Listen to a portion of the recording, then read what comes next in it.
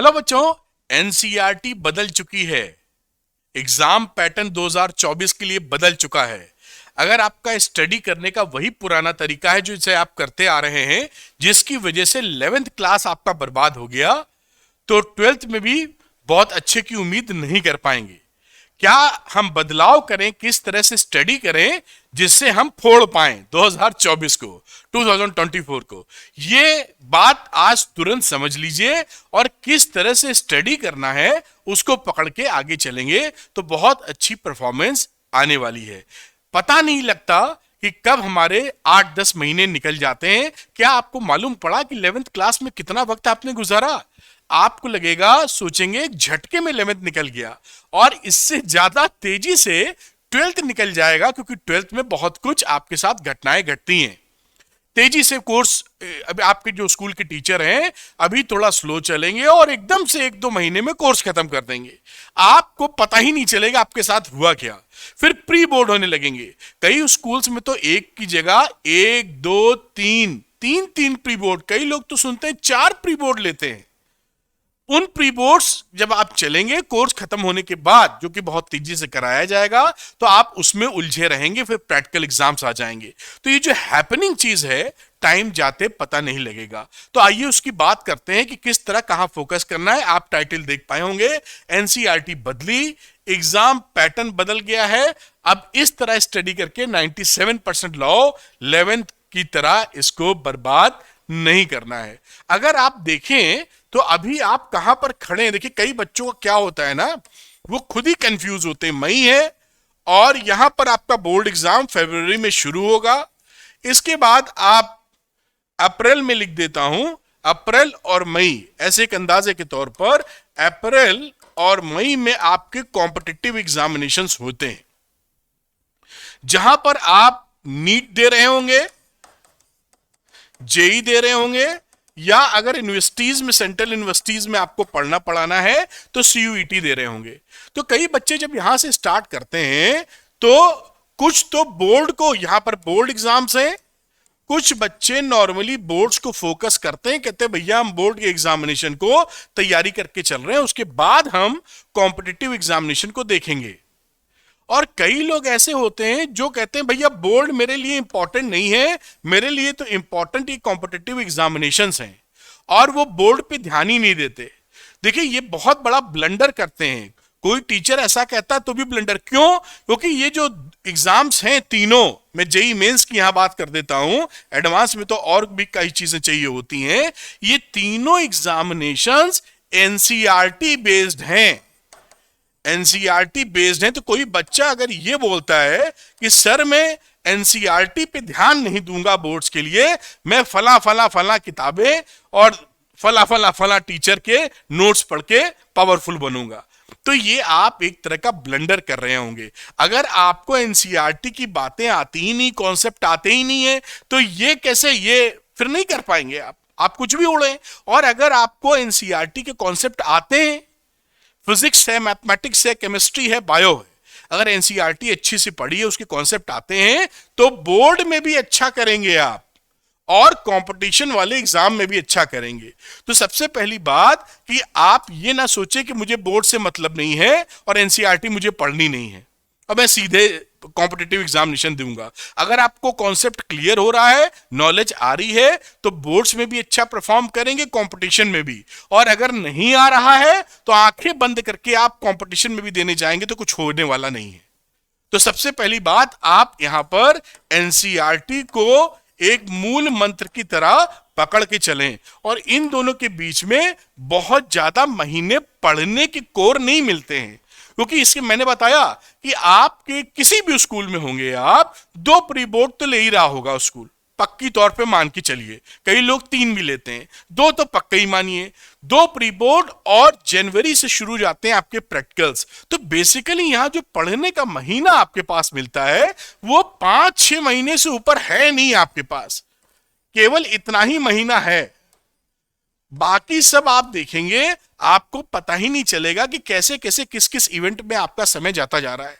तो अब आप जब ये पढ़ाई एनसीईआरटी कर रहे हो, कोई रेफरेंस बुक यूज कर रहे हो, जो भी पढ़ रहे हो, उसके साथ आप क्या करिए, चैप्टर खत्म जब करिए, चैप्टर फिनिश करने के बाद, फिनिश जब हो जाए चैप्टर, तो उसके सीधे बाद बेटा पीवाईक्यू जरूर लगाइए। जो सिलेबस कम हो गया है, नई वाली पीवाईक्यूज की किताबें लेंगे, कई पब्लिशर की आती हैं, किसी की ले सकते हैं, मैं किसी का नाम नहीं ले रहा हूं, या कुछ आप फेमस हैं, एमटीजी फेमस है, ओसवाल फेमस है और अरिहंत फेमस है, तो किसी भी की पब्लिशर की आप बुक ले लेंगे पीवाईक्यूज की, तो उसमें लेटेस्ट वाला किताब लीजिए इस बार का, तो उसमें अकॉर्डिंग टू सिलेबस आपको पीवाईक्यूज मिल जाएंगे। वो पीवाईक्यूज आप लगावें, जिससे आपको काफी, जब चैप्टर खत्म हो तभी, अंत के लिए नहीं छोड़ना है। अभी आप पढ़ रहे हैं, चैप्टर फिनिश किया और उसके बाद पीवाईक्यू लगा लिए, जिससे पीवाईक्यू लगाने से क्या होता है, वो जो ट्रेंड है आपके एग्जाम में पूछे जाने का, वो आपको पता चल जाता है। क्योंकि ये ध्यान रखना, केवल पढ़ने से कुछ नहीं होगा, आपको रिवीजन करने पड़ेंगे। बिना रिवीजन आप बेड़ा पार नहीं कर पाएंगे। वो इसी सब में 6 महीने में करने हैं। 6 महीने के अंदर पढ़ना भी है, रिवीजन भी करना है, और एक रिवीजन से कुछ होता भी नहीं। तो मेरे हिसाब से कितने रिवीजन, कम से कम आप 3 रिवीजन पकड़ के चलें, इससे कम ना सोचें, क्योंकि वरना माइंड हम लोग का जो साइंटिफिक सब्जेक्ट्स हैं, फिजिक्स, मैथ्स, केमिस्ट्री, बायो, ये एक बार में ही पूरा हम पचा नहीं पाते, कोई नहीं पचा पाता। जब आपको रिपीट, क्योंकि आपने जैसे चैप्टर पढ़ा, पीवाईक्यू लगाए और उसके बाद आगे बढ़ जाइए। ऐसे करते करते जब सिलेबस आपने फिनिश किया और जब रिवीजन मोड में आएंगे, क्योंकि पीवाईक्यू लगा चुके हैं और चैप्टर को रिवाइज करेंगे, तो एक एडिशनल फोकस होगा कि भाई इस तरह का क्वेश्चंस आता है, ये टॉपिक पे ध्यान ज्यादा दे देना है। ऑटोमेटिक आप उस फ्रेम में आ जाएंगे, फॉर्मूला रिवाइज करेंगे, कॉन्सेप्ट रिवाइज करेंगे और सिचुएशंस काफी स्ट्रांग हो जाएंगी। इस पैटर्न को लगाइए। कई बच्चे ये पूछते हैं, मैं यहां लिख दूं, कि एनसीईआरटी के जो क्वेश्चन है एक्सरसाइज में, एनसीईआरटी एक्सरसाइज में, और एक होती है एनसीईआरटी एडिशनल एक्सरसाइज, है ना, पूछते हैं सर इसका क्या करें, तो मैं ये बोलूंगा कि एनसीईआरटी एक्सरसाइज जो पीछे दी होती है, इसके क्वेश्चंस लगावे पूछे जाते हैं एग्जाम में। एडिशनल को अभी आप थोड़ा रोक दें, जब आप रिवीजन करिएगा और समय आपके पास रहेगा। पहले क्या है, पहले तो हम काम करेंगे 95%, 97% का काम पहले कर लीजिए। अब इस पे तब टूटिए या जंप करिए जब आपके पास समय बच जाए, कि सर मेरी तो तैयारी फर्स्ट क्लास चल रही है, अब मेरे पास 1 महीने का वक्त है और पढ़ने का, जुट जाइए इस पे। और आपको ऐसा लगता है कि हाहाकार मच चुकी है, आप संभाल नहीं पाए हैं, समय ही नहीं है, तो फिर इसकी जगह ये करिए, ज्यादा वैल्यूबल ये है एनसीईआरटी एक्सरसाइज।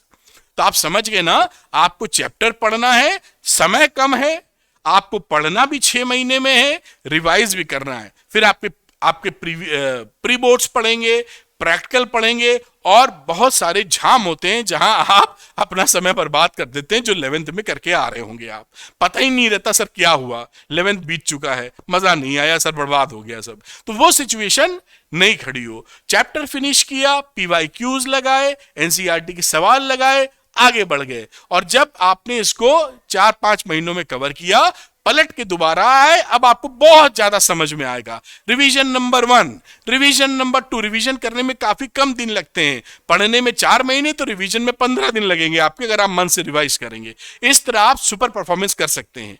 और अगर कोई बच्चा फिजिक्स और मैथमेटिक्स में सरल भाषा में एनसीईआरटी के सवाल और पीवाईक्यूज के सवाल अपने डाउट क्लियर करने के साथ लगाना चाहता है, तो उसके लिए यहां पर मौजूद है Drona batch. Drona physics, Drona mathematics, Drona में लाइव क्लासेस होती हैं। द्रोणा बैच में आप पढ़ते हैं, कोई डाउट होता है आप मुझसे पूछ सकते हैं। साथ में एनसीईआरटी का अलग एक डेडिकेटेड लेक्चर करते हैं हम लोग, पीवाईक्यूज का भी अलग से डेडिकेटेड लेक्चर करते हैं। आप उसमें शामिल होंगे, पढ़ेंगे, अपने डाउट्स को क्लियर करेंगे और सीखते चलेंगे हम लोग के साथ। पूरे साल की जो फीस है वो केवल 999 है, 80 से 85 रुपए महीने। तो आप शामिल होइए, टॉप क्वालिटी कंटेंट लीजिए, मेरे साथ सरल भाषा में फिजिक्स और मैथमेटिक्स पढ़िए और स्ट्रॉन्ग कैंडिडेट बन जाइए अपने कैरियर को बनाने के लिए। कैसे इसको ले सकते हैं, तो ये आपको मौजूद मिलेगा अरविंद एकेडमी ऐप में। इस ऐप का लिंक डिस्क्रिप्शन में दे रहा हूं, क्लिक करके डाउनलोड कर लें, स्टोर सेक्शन में जाके एनरोल कर लें। Thank you very much, wish you all the best. Comment करके बताइएगा कि आपके स्कूल में कितने प्री बोर्ड वो लेते हैं, केवल 1, 2 या 3? और ये तो जरूर बताइएगा कि एरोप्लेन जैसी पढ़ाई होती है, धड़ धड़ धड़ धड़ डिप्टा मारते हैं कि नहीं? ये तो पक्का ही होता होगा 99% स्कूलों में, एकदम से 2 महीने में 1.5 किताब खत्म। तो ये आपके यहाँ होता है क्या? इतनी तेजी से पढ़ा देते हैं कि समझ में नहीं आता कहां से कहां निकल गए? अगर होता है तो मुझे बताइए, और प्री बोर्ड कितने लेने वाले हैं ये भी बताइएगा कमेंट सेक्शन में। Thank you very much, wish you all the best.